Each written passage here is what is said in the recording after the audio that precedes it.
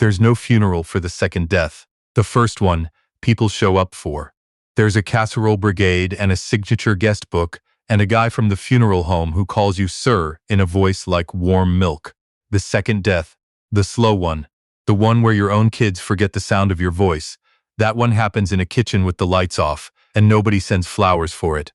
Nobody even notices it's happening. Least of all you. Diane died on a Saturday in May, an aneurysm.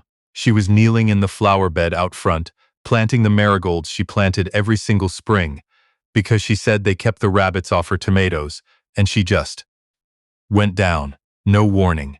No 6 months of doctor's offices. No chance to say the things you're supposed to say. 1 minute, she was hollering at me through the screen door to bring her the little hand trowel. The green one, not the rusty one. And the next minute the neighbor kid was doing chest compressions on my lawn, while I stood there in my socks, holding the wrong trowel. She was 55. We'd been married 33 years. There were 2 tickets in the kitchen drawer, the junk drawer with the twist ties and the dead batteries, for an Alaska cruise. Our 40th was still 7 years off, but Diane booked early because she said the good cabins go fast, and she wanted the one with the little balcony so she could watch for whales in her robe. We never went. That's the thing I keep coming back to, even now. Not the big stuff. The balcony, the robe, the whales she was so sure she'd see. I'm telling you all this so you understand the size of the thing I was standing next to. It wasn't a gap in my week. It was the load-bearing wall. You take that out, the house still stands. The roof's still up there. The furniture's right where you left it. But you can feel it in your bones that the whole thing is just waiting for a reason to come down. What I didn't see coming, what none of the grief pamphlets or the pastor with the sad handshake warned me about, was what my family would do next. And what they did next was nothing. A big, clean, professional-grade nothing. Welcome back to Dad's silent revenge. Pour yourself something, find a comfortable spot, and stick with me, because I promise you this one earns the ending. If you're new here, hit subscribe so you don't miss the next one. Now let me tell you about my family, because they all have names, and I want you to remember them. Ellen is my older sister, 62 when Diane passed. Lives about 30 minutes out, in the same brick ranch she's had since Reagan, and she has firm, unshakable convictions about the correct temperature to keep a house, and how everybody else keeps theirs wrong. Laura is my daughter, 30, married to Kevin, 2 little ones, Owen and Lily, a nice house about half an hour off with a swing set in the yard, and Scott is my son. 27, still figuring it out, live 15 minutes from my front door. 15 minutes. I know the number the way you know your own phone number, because I drive it later just to prove to myself I wasn't crazy. 4 people. All within a half tank of gas. 2 of them my own children. They came to the funeral. Of course they came to the funeral. There's food and a socially agreed upon reason to fall apart. So the turnout on those is always strong. They wore dark colors and they hugged me, and Ellen gripped both my hands and said, "Ray, whatever you need, day or night, you call me. I mean it." And I believed her. I had no reason not to. I didn't know yet that whatever you need had fine print, and the fine print said, "Within reason, when convenient and not on a Sunday." That first month I cooked. That's what I did with it. Diane had run the kitchen for 33 years, and I could barely work the microwave, but grief does strange things. And what it did to me was put me in front of the stove. I found out I was decent at it. Better than decent, actually. There was something about standing over a pot that needed watching that was the closest thing to quiet I could find. So I learned her brisket, the one she did low and slow with the coffee rub.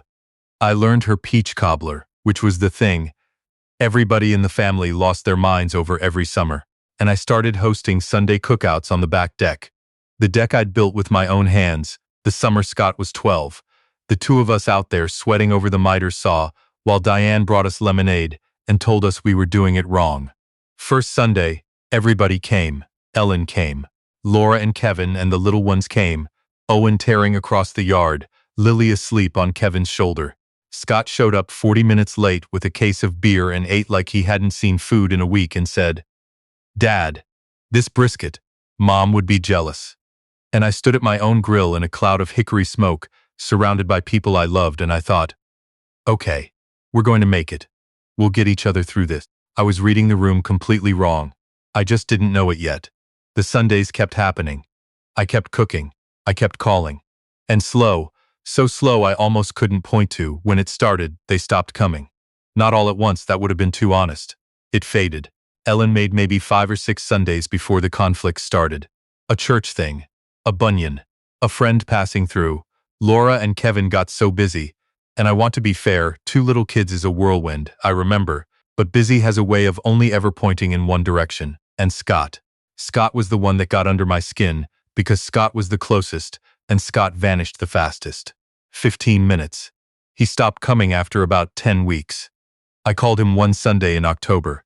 Told his voicemail I'd made ribs, enough to feed the block. Come by if he wanted. He texted back around 9 that night. Can't tonight. Rain check. That rain check's still out there somewhere. Nobody ever cashed it. I want to be exact about the timeline, because it matters, and because people always assume it was different than it was. This isn't a story where a bunch of years go by and grief fades, and everybody reasonably drifts. This is the first year. The first year, when there were still sympathy cards stacked on the counter I couldn't bring myself to throw out. The first year, when I was still buying 2 coffee creamers at the store out of pure muscle memory and having to put one back. That first year, between the 4 of them, I got called a total of 9 times. I know because I started keeping count. I put a little note in my phone, and every time one of them called me, I'd add a tally mark, and I don't fully know why I did it, except that some quiet part of me already suspected I'd want the receipts one day. 9 calls in 12 months. Ellen called 3 times. Laura called 4, and one of those was a butt dial. I could hear her at a soccer game telling somebody the orange slices were in the cooler. Scott called twice. One of those was to ask if I still had his good sleeping bag from a camping trip in 2014. I'm not exaggerating for effect. 9. Now here's the part people always want to argue with me about, so let me just say it plainly. I did not sit still. I was not some sad sack who curled up and waited to be rescued. I called. I invited. I drove to Laura's twice without being asked, just to see the grandkids, just to have somewhere to be on a Saturday. One time I sat in her driveway a solid 10 minutes before I could make myself walk up, because I felt ridiculous. A grown man in his 50s nervous to knock on his own daughter's door.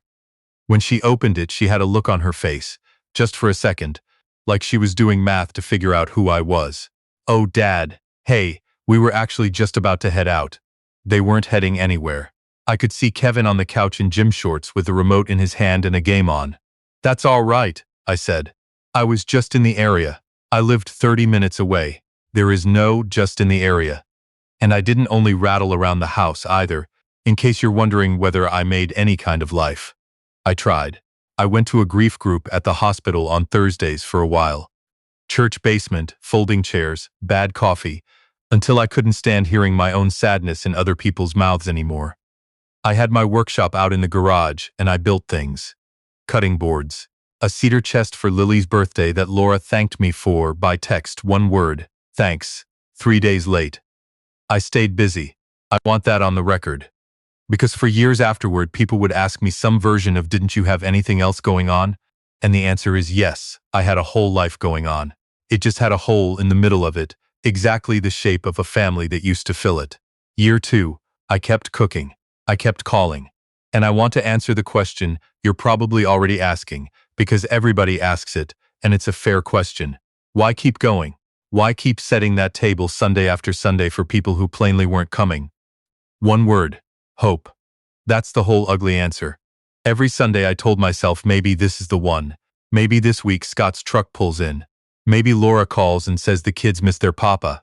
Hope is a con artist. It'll take 10 years off you and hand you nothing but a receipt, and the worst part is, you'll keep going back to it. Because hope doesn't care that it's lying to you, and neither, apparently, do you. It took me a long, long time to understand that hope had turned into a cage I'd walked into on my own and pulled the door shut behind me. By year 3, the freezer in the garage was full of food. Nobody came to eat. I'd cook the brisket, host the ghost of a cookout, and end up packing 3/4 of it into containers and stacking them in the deep freeze. It got to where I had to eat frozen brisket on a Tuesday just to make room for Sundays. My freezer turned into a kind of museum. a whole archive of invitations nobody answered. Around year 4, I told my daughter straight. I'd stopped by. Uninvited again. I'd given up on the pretense. And I caught her in the kitchen and I said, Laura, I've got to be honest with you. I'm lonely. I miss your mother, and I feel like I'm losing all of you too, and I don't know what I did. And Laura looked at me with these kind, warm, absolutely useless eyes, and she said, Dad, you know we love you. It's just you kind of guilt trip us, you know? And it's a lot. We're all doing our best. Guilt trip. I'd said I was lonely, and what she heard was a guilt trip. I said the same thing to Ellen on the phone about a year after that. Told my own sister I was struggling, that I felt invisible. And Ellen sighed, the way you sigh at a kid who won't get in the car, and she said, Ray, you have got to stop being so dramatic. We all have our own lives, honey. Stop being so dramatic. We all have our own lives. I thought about that Alaska brochure in the junk drawer. I thought about the way Diane used to reach across the truck bench without looking and just squeeze my knee once, not saying anything, just letting me know she was there. And I thought about how she was in the ground, and I was standing in my kitchen being told I was making a scene about it. I hung up and I sat down at the table and I didn't move for a long time. Something in me quietly closed a door that day. I couldn't have told you that's what was happening, but it was. If you've stayed with me this far, do me a favor, drop a comment and tell me where in the world you're listening from. I read them, and it means more than you know. And if this is hitting a little too close to home, you're not alone in that. Trust me. Now let me tell you about the money. Year 7. Scott asked me for money. It's $40,000. He'd gone in on a food truck with a buddy, barbecue of all things, like the apple didn't want to fall too far, and the buddy had bailed and the truck was upside down, and the loan was eating him alive, and he called me, actually called me, which by then was an event. Dad, he said, I know I've been terrible about staying in touch. I know that. But you've always been there for me and I'm drowning here. And I want you to understand the kind of man I was at that point, so here's what I did. I gave it to him. Every dollar. 40 grand, wired within the week. Because he was my son. And because Diane would have moved heaven and earth for that kid. And because, God help me, some part of me still thought maybe this is it. Maybe this is the thing that stitches us back together. Maybe if I catch him when he's falling, he'll remember I'm the one who's always there to catch him. And you know what? It worked. For a while. For the next couple years, Scott called. Scott came to Sundays. Scott remembered my birthday. He paid me back too. I'll give him that. Regular payments, all $40,000, took him about 2 years. And the week he made that last payment, the phone went quiet again. Just like that. I'm not saying he did it on purpose. I honestly don't think he sat down and schemed it. But it doesn't matter whether it was on purpose. What matters is I finally understood the shape of the thing. I wasn't his father. I was a resource. And you only call the utility company when the lights go out. Year 8. Year 9. And then I turned 64 on a Sunday in September. I made the brisket. I made the cobbler. I set the long picnic table on the deck for 7. Ellen, Laura, Kevin, Owen, Lily, Scott, and me. 7 place settings, because hope is a hard habit and I never could break the reflex of setting a place for everyone, even when the everyone had stopped being real years ago. Laura mailed a card. Ellen texted a cake emoji and happy bid-day. Scott sent a $20 gift card to a barbecue chain by text, which, if you think about it too long, is its own little masterpiece. Kevin's mother-in-law thing came up. Nobody came. I sat at the head of that table on my 64th birthday, with the citronella candles going and 6 empty chairs around me and the paper plates lifting a little in the breeze, and I ate a plate of the best brisket I've ever made, alone, and I said, out loud, well, Di, what now? She didn't answer. She'd been gone 10 years by then. She doesn't answer anymore. But I sat there like a man waiting on a verdict he already knows, because I wasn't ready yet to say the word to myself. Then I ate my dinner. Then I scraped 6 full plates of untouched food into the trash. And then, over the next few weeks, the way a decision gathers weight underwater before it finally breaks the surface, I made up my mind. The first rule, and the most important one, was that I told nobody. I called a real estate agent. Not anybody local, a woman 2 counties over who didn't know me from Adam. Had her come out and look at the house. The house Diane and I bought in 1991, with a down payment we scraped together nickel by nickel. The house where I taught both kids to ride bikes in the cul-de-sac. The house with the deck I built, and the flower bed where my wife took her last breath, and 10 years of Sunday cookouts nobody came to. She looked it over and named a number. 390,000. I said, list it. She gave me that look people give you when they think you might be about to do something you'll regret. You want to take a little time, sit with it? I've had 10 years to sit with it, I said. List it. It's sold in a month. A young couple, expecting their first, wanted to close quick. Fine by me. While it was in escrow, I made the rest of the moves, and here's where I'll say the thing that got the whole family so worked up later, so let me be clear about it. I wasn't hiding anything illegal. There was nothing shady about a dime of it, but I want you to understand there was more than they ever knew about. I'd owned Coleman Mechanical for 26 years. Heating and cooling, plumbing, the unglamorous stuff that keeps people from freezing in January. And I sold it before Diane passed for a good deal, more than any of them ever bothered to ask about. I invested it. I lived modest. Same truck for 11 years, same recliner with the duct tape on the arm. None of them had the first idea, because caring enough to ask would have meant caring, and by then we all knew where we stood on that. Between the business, the investments, Diane's life insurance, and the house, I was sitting on the far side of $2 million. My children thought their old man was a guy who clipped coupons and reused aluminum foil. They weren't wrong about the foil.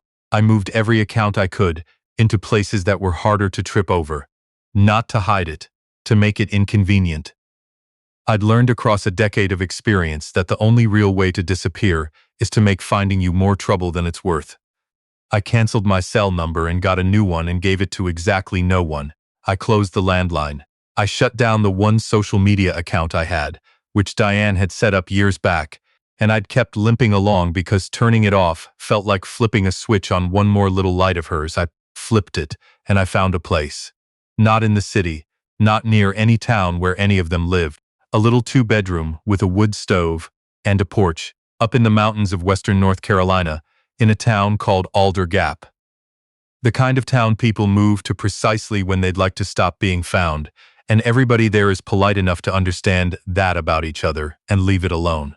I packed what mattered, which it turns out is almost nothing. Diane's photographs, her grandmother's quilt, the cast iron skillet her family had passed down since before I was in the picture. My tools. Some clothes and my books. I left the furniture. I left the long picnic table on the deck and the 7 chairs. I left the deep freeze in the garage, still full. On the last morning, I walked through every room. I stood a while in the kitchen, out by the window where the light comes in gold around 7. Then I locked the front door, slid the key into an envelope for the agent, and drove south. I didn't leave a note. There was nobody I owed a note to. Alder Gap sits up in a fold of the Blue Ridge where the fog comes down the mountain in the morning, like it's got somewhere to be. I didn't know a soul. That was the entire point. I unpacked my books. I hung Diane's pictures. I set the skillet on the stove where it belonged, and the first night, I slept 11 hours straight, which, if you've spent 10 years snapping awake at 3 in the morning to that specific brand of loneliness that lives in a house full of a dead woman's things, you understand is close to a religious experience. The first week was strange. I kept reaching for the old phone, kept almost dialing people who wouldn't have dialed me back. Old muscle memory. The muscle I'd built up over a decade was the muscle for waiting, for hoping, for turning toward people who'd already turned away, and a muscle that's strong doesn't just quit because you moved. But I didn't call. I walked instead. There's a trail out of Alder Gap that climbs up to a bald, with a view that goes 40 miles on a clear day, and I started doing it every morning, slow, letting my knees complain. I cooked, of course. But now I cooked for one, which sounds like the saddest thing in the world, and maybe is, a little. But there's something clean about it too. You make exactly what you want. You eat it when you're hungry. You don't scrape 6 plates into that trash. I found a hardware store run by a retired fella named Cal, who had loud, wrong opinions about which trucks were built to last, and I made it my business to go in Tuesday mornings and tell him he was wrong. We'd argue for an hour. It became the best part of my week. 6 weeks in, Ellen called my old number and got "This number is no longer in service" recording. Here's how I've pieced it together since. Ellen called Laura. Laura called the house and got the same dead air. Laura drove over to the old house, the sold house, and a young pregnant woman answered the door, and Laura stood on her own childhood porch for a good long while before she managed to say, "I'm sorry, my father used to live here." And the woman said, "Oh, we bought it a couple months back." Laura called Scott. Scott called Ellen. And the four of them, I'm told, had one long panicked phone tree of a conversation in which each of them was quietly asking themselves the exact same question, which was, when did I actually last talk to him? The answers, from what I gather, did not make anybody proud. Scott tried to file a missing persons report. The sheriff's office turned him down. A 64-year-old man with no sign of foul play who sold his house and closed his accounts isn't missing. That's a man who left. He's not missing, son. The deputy apparently told him. He moved. Scott didn't take that well. Ellen hired a fella, a finder of people. Took him about 3 months, which honestly surprised me because I wasn't hard to find. I used my real name on the lease, my real name at the library, my real name on the punch card at the diner. I hadn't gone into witness protection. I just declined to tell anyone where I went. Turns out that's a much bigger difference than people think. He found me in the early spring, maybe 8 months after I left. I came back from my morning walk, and there was a rental car in the gravel lot I didn't recognize, and sitting on the steps of my building was my daughter, Laura. She had the face of somebody about to cry, all the machinery in place, just waiting for the first drop. "Dad," she said. "Laura, we didn't know where you were." Her voice cracked right down the middle. I thought about 9 phone calls in 12 months. I thought about the birthday. I thought about you, guilt trip us, and stop being so dramatic, and a rain check that never got cashed, and a $20 gift card to a barbecue chain. "I know," I said. "That's more or less the point." That's when she really went. Full sobbing. "How could you do this to us? We were terrified, Dad. Scott hasn't been sleeping. We thought you were dead." I sat down next to her on the step. I didn't put my arm around her. I wanted to. She's my daughter and she was crying, and some fathering instinct never switches off no matter how old they get or what they've done. But I decided this moment deserved to stay sharp. It didn't need me softening it. "Laura," I said, "when's my birthday?" She stopped, wiped her face. "What, my birthday? What's the date?" "Dad, that's not, what's the date?" A long pause. "September, it's in September, September 11th. I've had it 64 years. I let that sit. "How many times did you call me last year, before I left?" "Dad, I'm not asking to be cruel. I'm asking because I already know the answer." I counted them. For years I counted. She looked at the mountains and she said, "Small, I don't know." 4. And one of those you didn't mean to. The fog was burning off the ridge behind her. Somewhere down the road a screen door banged. "I kept cooking," I said. "Every Sunday for 10 years. I set the table. I made your mother's brisket and her cobbler. And I called, and I drove to your house and sat in your driveway too embarrassed to knock. I told Ellen I was lonely. I told you I was struggling, and you told me I guilt-trip people. I gave your brother $40,000 and watched him show up like clockwork until the day he paid it off, and then watched him disappear all over again. I was right there, Laura, the whole time, in the same house. You didn't lose me. You set me down and walked off and didn't notice until you couldn't find me." She was very still. "So what now?" she finally asked. "Now I live here," I said. "This is where I live. You're not coming back." Back to what? She didn't have an answer for that. Neither did I. So I stood up, and I went inside, and I made a pot of coffee for one, and I let my daughter drive back down the mountain the way she came. They all came, eventually. Of course they did. That's what people do the second the thing they ignored quits being available to ignore. You don't go looking for the well until the tap runs dry. Ellen came about 2 weeks after Laura. Same white sedan she's driven forever. I watched from the window as she sat in the lot working up her nerve. When she finally came in, she looked around my little place, the photographs, the quilt, the skillet, like she'd been braced to find me surrounded by empty bottles, unshaven, falling apart. Instead, she found a clean kitchen, fresh coffee, and a man who'd slept 8 hours the night before. "You look," she started. "I'm all right," I said. "You look good, Ray, I need you to understand how scared we were." I set my cup down. "How many times did you call me last year, Ellen?" She blinked. I what? Last year. Before I left. How many times did you pick up the phone and dial my number? Her mouth opened and closed. Ray, I was 3. You live 30 minutes away and you called your widowed brother 3 times in a year.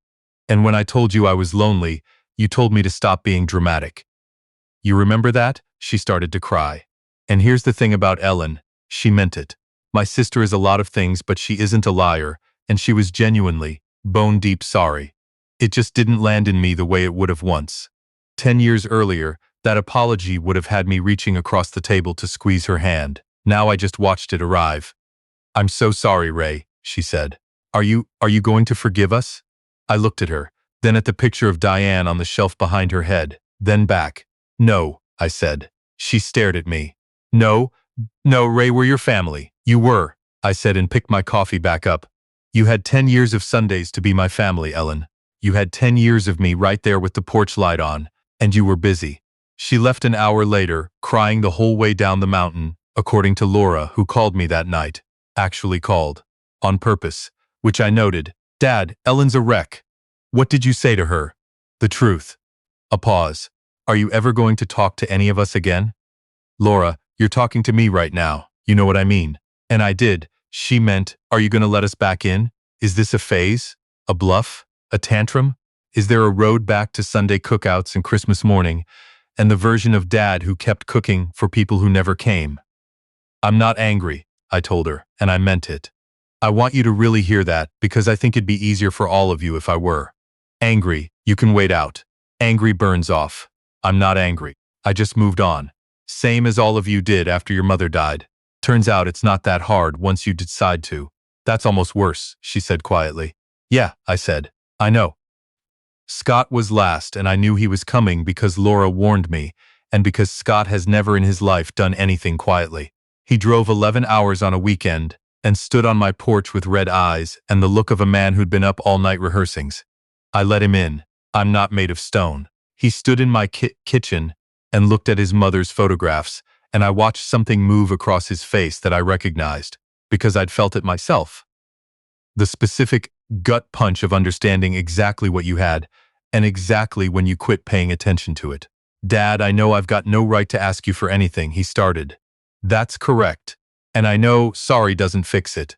But I need you to hear. His voice went sideways and he had to stop and get it back. Every time I looked at you, I saw her. I couldn't do it.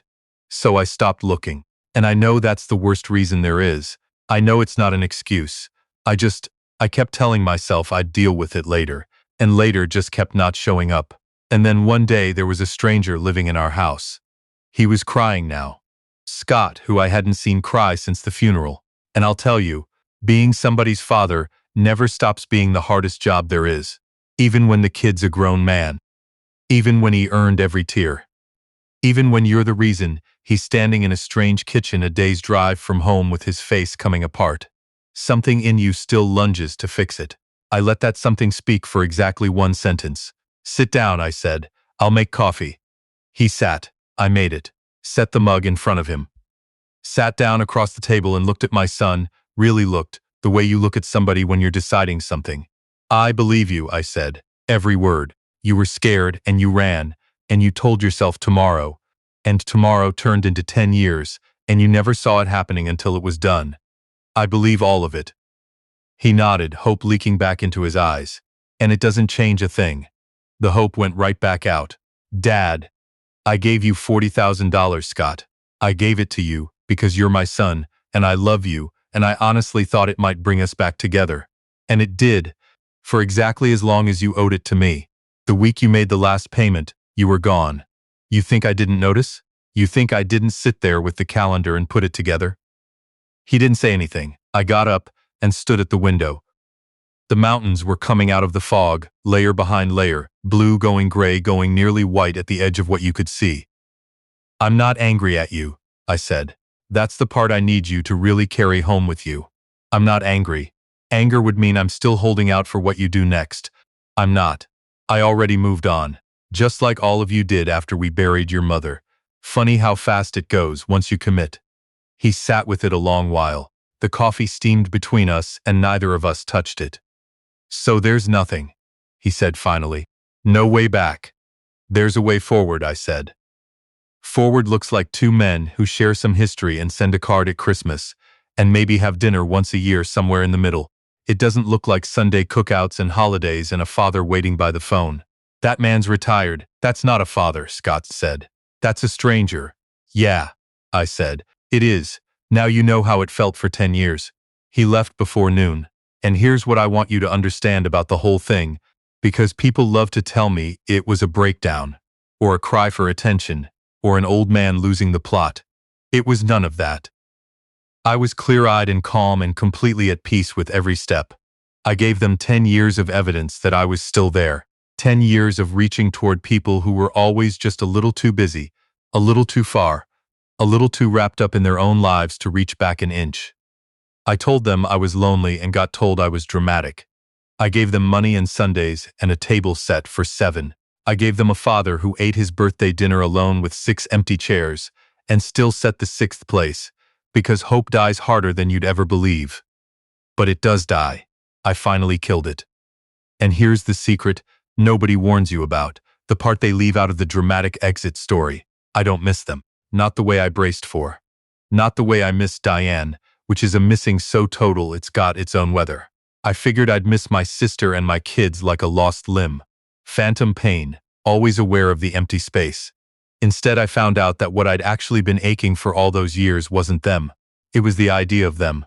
The family we were when Diane was alive and the house was loud and nobody had to be invited, because showing up was just what you did. That family died in a flower bed on a Saturday in May. It just took me 10 years to accept the notice.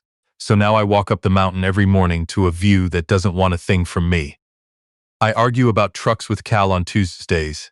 He's slowly turning into the best friend I've had in 30 years, though I'll never tell him that. I cook well, eat well, sleep like a stone. My phone is quiet. I made it quiet.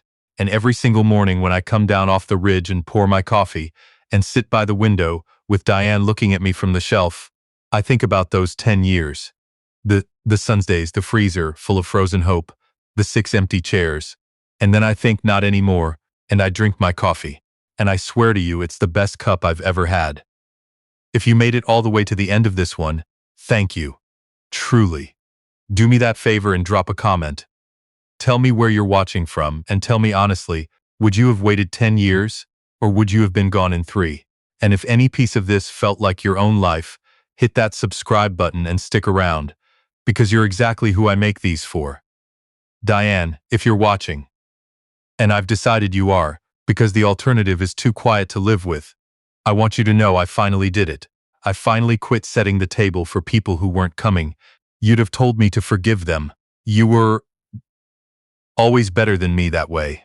The one who called back even when you were worn out, who kept this whole family stitched together with nothing but stubbornness and love and that peach cobbler. But you're not here, Di. And without you, it turns out neither is the man who waited. He's gone. That man booked a cabin on the Alaska cruise, the one with the little balcony, the one you picked out all those years ago because you wanted to watch for whales in your robe. I leave in June.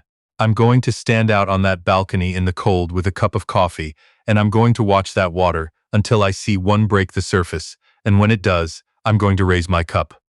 Not to the family. Just to you. The only one who ever made showing up feel worth it. I'll see your whales for the both of us, Di. Finally. Ray Coleman lives in Alder Gap. He walks the ridge every morning. He doesn't set extra plates, and he doesn't wait anymore.